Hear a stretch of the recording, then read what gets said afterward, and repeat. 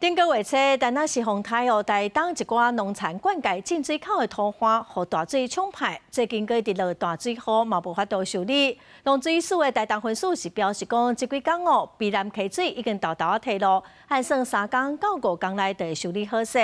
也毋过有农民希望讲，未来当用固定式的设备，农水署嘛表示讲，会当搁再讨论。即马是一期稻仔补产期，毋过因产水沟啊煞无水，农民等袂赴，只好利用大雨的雨水种地补产。毋过也烦恼，若雨停，水未入来，无法度维持稻仔的成长。农水署台东分署表示，因为避南溪沿线因产水圳进水口引水爆发顶个月连续冲线，甲即马溪水才消退，会赶紧恢复供水。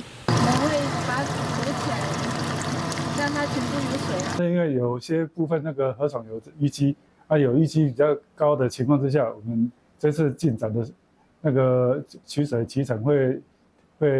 进速会加快。台东地区若拄着大雨，就无因产水通用，有农民提出去固定结构进水补还要求。农水署咧甲地北河川分署讨论，毋过生态保育人士认为，下保区固定式结构会影响溪流环境生态。我们是建议要审慎评估哦，因为整个卑南溪的流况是蛮特殊的哈。它如果没有调节性，其实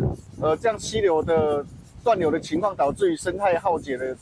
状况可能会加剧哦。农水署台东分署表示，避南溪水头关山大圳爆发已经咧抢修，这几日也赶紧抢修其他地区爆发，按算3到5日恢复供水，予农民使用。记者综合报道。